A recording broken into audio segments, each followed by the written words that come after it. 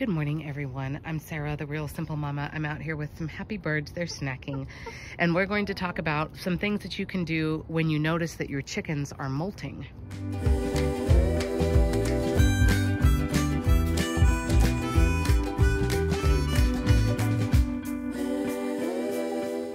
So good morning, happy autumn. I'm going to be wandering around kind of keeping the camera on the girls. They're eating some Grubblies, which is my favorite protein snack for them. But this is not going to be an affiliate video because I'm going to be just talking about some things that you can do when you notice that your chickens are molting. Molting is normal. It's going to happen with male and female chickens once a year. If you have no idea what molting is, you can watch this video here. But essentially what we're going to be talking about is, so you come out and you start to notice, I'm going to pan around here in a minute and show you inside my coop. You notice that there are feathers everywhere, but it doesn't look like somebody got in a fight, like nobody's bloody, no one's getting bullied. It's molting. And molting is normal. It's going to happen once a year. Usually it's around the time of year when your chicken was hatched, when they were born. Although you may not know what time of year that is. So for Lenore, for example, my black Australorp, who's there in the middle of the shot, she is finishing a molting right now. So she has looked like a hot mess for a couple of weeks. So a couple of things for you to be aware of that you can do when you notice that your chickens are molting. The first is that they need a lot of extra protein. You need to be aware that this process for them, it's a yearly process. You know, they shed their feathers. A lot of the adult feathers, the waterproof ones that come out, you know, like with the quill. And so they're going to need extra protein to help speed up that healing process and that regrowth process. So lots of extra protein.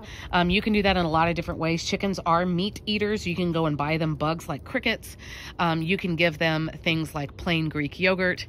I love to do the Grubblies. I am a paying customer. I do have an affiliate link, but I do pay for my stuff because there's like no waste and it's pure protein. Black oil sunflower seeds that don't have to be shelled are another option. Wet cat food, dry cat food. There's a whole bunch of different things that you can do to give them a protein boost. Now, that's not a substitute for their regular food. You need to leave their regular, whatever chicken feed you use, their layer feed or whatever. You could see my video here about what I think about different chicken feeds, what I use and why, and all of that kind of stuff. The other food that I would recommend, it can be kind of expensive, but I do know that it works. You could get small bags of feed called Feather Fixer. There might be some other other brands that do basically the same thing. It is a chicken feed, but it's a higher protein. Usually chicken feed, like for adult, like regular chickens, it's about between 14 and 16% protein. That one bumps it up to, I think, 18 or 20. And we're back. Thank you for your patience as I had to finish filming this on a different day, so everything looks way different. I'm out here doing my chicken chores, but when your chickens are molting, a couple of other things to keep in mind. Like I've mentioned, they're not really going to be laying eggs. Their body goes into just bare minimum mode. But also keep in mind that this is a process that, I mean, I've never been able to get a chicken to actually tell me, but we're assuming that it's really itchy. It could be really uncomfortable when those new feathers are growing through. And if you've never looked up like Google images of like the anatomy of a chicken feather and how it comes up through the pin or the quill and you know what that looks like, it's a really crazy process.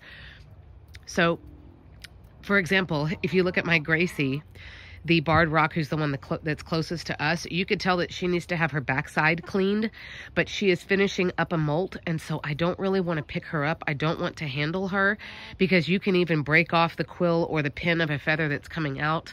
And certainly even if you don't do that, you can, you know, you can make them bleed. It could be incredibly uncomfortable.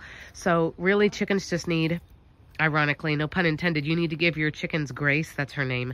You need to give your chickens grace, understanding that, you know, they're not going to be laying eggs while they're going through a molt. They need extra protein. They need to not be handled. You need to just basically leave them alone and let them heal. Again, this is something that will happen once a year. It happens to all chickens. Sometimes the molt will not be that bad. Lenore, the black hen on your left, her molt was not that bad this year. It does affect their entire body, so not just like one part of their body. But other times the chickens will look terrible. Like they'll look hilarious. They look completely naked and it's just awful. But I would resist the urge to put like clothes on them or to pick them up and try to cuddle with them unless it's absolutely necessary. The last thing that I was going to put on here, so again, we've got extra protein that you're giving them. You're not picking them up or handling them or trying to give them a bath or anything like that. You're aware that they're not going to be laying probably any eggs for a while until their body's completely over it. The last thing that I was going to suggest is that after, you okay, Lace? After their molt is done and you feel like, okay, it looks like we're starting to lay eggs again. You look like a chicken again. Everybody's completely recovered. The last thing that I would do, and this is optional, but even if, as I pan upwards, even if you do have bird netting over your run, see that black nylon? I have a video that you can watch about why I do it, how I do it.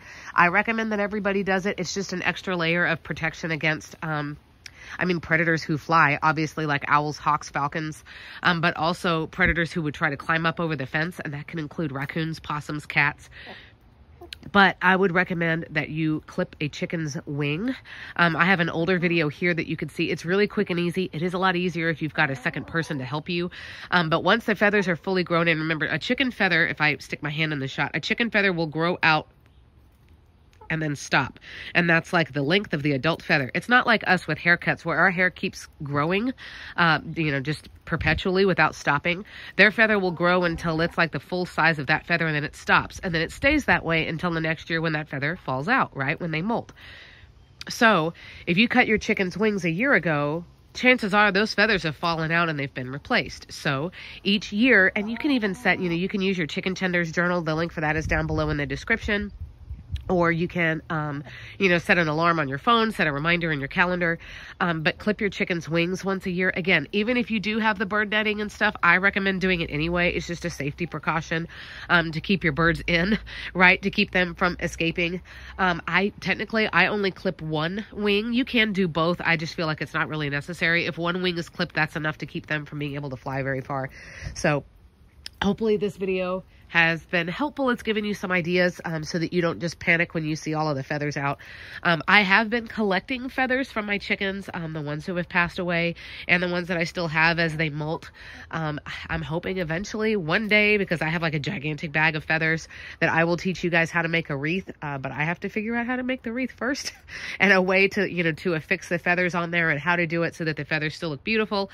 So keep that in mind as well, if you want to use the feathers for any kind of crafty things. But hopefully if you see, you come out into the coop or the run and you see there's just feathers everywhere, like your chickens had a pillow fight, they are molting. It's normal. Again, you can see the other videos that are around, but hopefully that gives you some tips on what you can do to help your flock when they're going through a molt.